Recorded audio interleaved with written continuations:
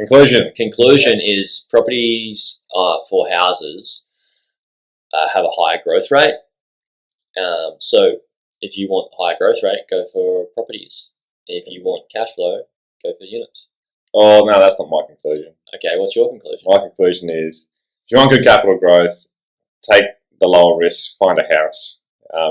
But if you are pondering, well, that classic strategy I mentioned, which is, you can buy the unit in that location that you're more strong affinity towards, I would advise against it until I've seen the data set to understand whether that's the best use of your capital. Because even if you go down that strategy, what if that location does nothing in that 10-year period?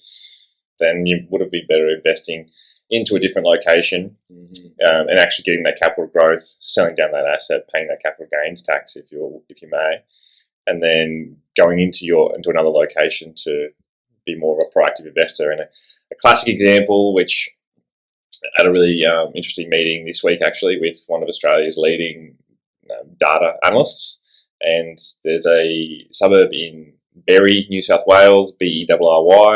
Check it out. Oh, dropping some secrets on the pod. No, you don't know what you don't know. Once you understand by looking at the data, and the historical performance, you're like, holy crap! Like, it is life-changing stuff. So this location, Berry, New South Wales. Go on realestate.com. Go into the suburb report. See the growth rate from 2019 to 2020 or 2021.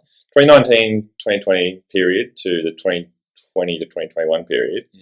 They've measured in July. Anyway, it went from a house price median of $1.4 million to 2.38 in 12 months. Wow, that's $1 million in capital growth in a year. That's life-changing stuff, and that's it happens more often than you think. But that there's obviously a really great example, so I wouldn't expect that level of return. But I mean, different locations around Australia that we're buying, and even in we paid $455 for yours. That was nearly 12 months ago. I mean, that's gone up, easy 25% since when we bought that. And so it's like similar growth rates, because 1.4 to 2.38. That's looking at a 50% growth rate over 12 months, which is phenomenal.